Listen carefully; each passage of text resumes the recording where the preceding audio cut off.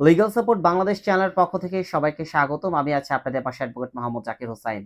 আজ আমি যে টপিকটা নিয়ে আলোচনা করব তা হলো যে বর্তমান বাংলাদেশের প্রেক্ষাপটে অনেক সময় হয়ে যাচ্ছে স্বামী স্ত্রীর দাম্পত্য জীবনে স্ত্রী প্রায় সময় বাপের বাড়ি বেড়াতে যাচ্ছে।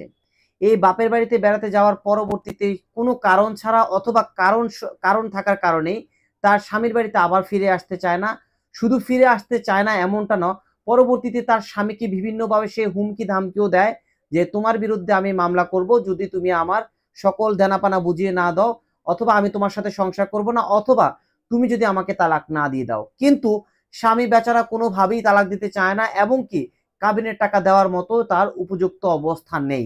এই ক্ষেত্রে স্বামী যদি বাঁচতে চায়, কোনো কারণ ছাড়া, কোনো এভিডেন্স ব্যতীত, কোনো ডকুমেন্টস ব্যতীত যদি কোনো স্ত্রী তার বাপের বাড়ি গিয়ে স্বামীকে মিথ্যেভাবে হুমকি দেয় যে তার বিরুদ্ধে মিথ্যে মামলা করবে, সেই মিথ্যে মামলা থেকে হাজবেন্ড কি করলে সহজে বাঁচতে পারবে, এই বিষয়টা নিয়ে আলোচনা করব। প্রথমত, কোন স্ত্রী যদি তার স্বামীকে ভয়ভীতি দেখায় যে তোমাকে আমি মিথ্যে মামলা দিয়ে ফাঁসি দিব, প্রথমত স্বামীর কি করণীয় আছে?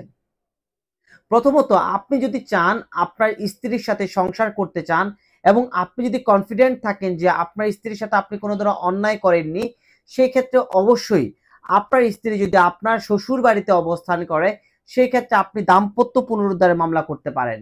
এই দাম্পত্য পুনরুদ্ধারের মামলা কি? দাম্পত্য পুনরুদ্ধারের মামলাটা পারিবারিক কোর্টে করতে হবে, এবং এই কোর্টের মাধ্যমে আপনার স্ত্রীর কাছে সমন যাবে যে দাম্পত্য পুনরুদ্ধারের জন্য আপনি বিজ্ঞ আদালতে আসেন, এবং বিষয়গুলো পর্যবেক্ষণ করবে বিজ্ঞ আদালত, পরবর্তীতে একটা অর্ডার দিবে।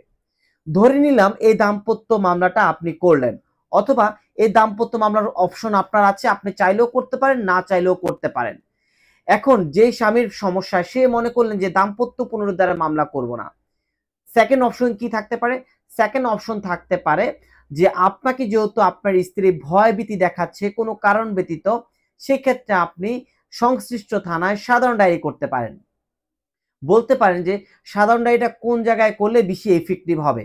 সাধারণ ডায়েরিটা করতে হবে আপনি যেখানে অবস্থান করছেন, অথবা আপনার স্ত্রী যেখানে অবস্থান করছে সেই সংশ্লিষ্ট থানায় আপনি যদি চান, আপনি কিন্তু সাধারণ ডায়েরি করতে পারেন, এই বলে যে আপনার স্ত্রী কোনো কারণ ব্যতীতই মিথ্যে মামলা অথবা মিথ্যে হয়রানি করার জন্য, অথবা আমার লাইফ রিস্ক করার জন্য, বিভিন্নভাবে হয়রানি করার জন্য মিথ্যে মামলা দেওয়ার হুমকি দামকি দিচ্ছে, ভয়ভীতি দেখাচ্ছে। এই ক্ষেত্রে এটা বলে কিন্তু আপনি যদি চান, আপনি থানায় কিন্তু অবশ্যই সাধারণ ডায়েরি করতে পারেন। ধরে নিলাম আপনি সাধারণ ডায়েরি করেছেন, তাতে কোনো বেনিফিট হচ্ছে না। থার্ড অপশন আপনি কি করবেন? ধরে নিলেন আপনি দাম্পত্য পুনরুদ্ধারের মামলা করলেন, আপনার স্ত্রী আপনার কাছে আসলো না। আপনি সাধারণ ডায়েরি করলেন, তবু আপনার স্ত্রী আপনার কাছে আসলো না।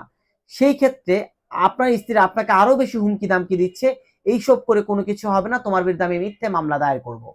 সেই ক্ষেত্রে অবশ্যই সাধারণ ডায়েরি যে করেছেন এবং দাম্পত্য পুনরুদ্ধারের যে মামলাটা করেছেন, এই দুইটা মামলা দেখিয়ে কিন্তু আপনি 107 ধারায় মামলা দিতে পারেন।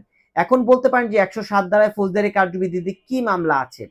107 ধারায় ফৌজদারি কার্যবিধিতে ভয়ভীতির মামলা আছে, মুচলেখার মামলা আছে। অর্থাৎ আপনার স্ত্রী যদি আপনাকে ভয়ভীতি দেখায়, সেক্ষেত্রে অবশ্যই আপনি যখন এডিএম কোর্টে অর্থাৎ নির্বাহী ম্যাজিস্ট্রেট আদালতে 107 ধারার মামলা করবেন, তখন কিন্তু ওই বিজ্ঞ আদালত থেকে এই স্ত্রীকে ডাকানো হবে, এবং সে যেন ভয়ভীতি না দেখায়, সেই উপলক্ষে কিন্তু মুচলেখা নেওয়া হবে। অর্থাৎ এই তিনটা বিষয় যদি আপনি আপনার কাছে রাখতে পারেন, আপনার স্ত্রী আপনাকে হুমকি দামকি দেয়, এবং এই তিনটা বিষয় যদি আপনি পারফর্ম করতে পারেন, অর্থাৎ করে ফেলতে পারেন, পরবর্তীতে যদি আপনার স্ত্রী কোনো মিথ্যে মামলা আপনার বিরুদ্ধেও দেয়, এই এভিডেন্স গুলো দিয়ে কিন্তু আপনি উক্ত মামলা থেকে বের হয়ে আসতে পারবেন, এবং আপনার স্ত্রী কিন্তু আপনাকে মিথ্যে মামলা দিয়ে কোনোভাবেই ফাঁসাতে পারবে না, এবং এই মিথ্যে মামলা দিয়েও আপনি কোনোভাবেই আপনাকে জেলেও নিতে পারবে না। সো যাদের স্ত্রী তার বাপের বাড়ি গিয়ে মিথ্যেভাবে স্বামীকে হুমকি দামকি দিচ্ছেন, আমি বলবো এই তিনটে স্টেপ যদি আপনারা ফলো করেন,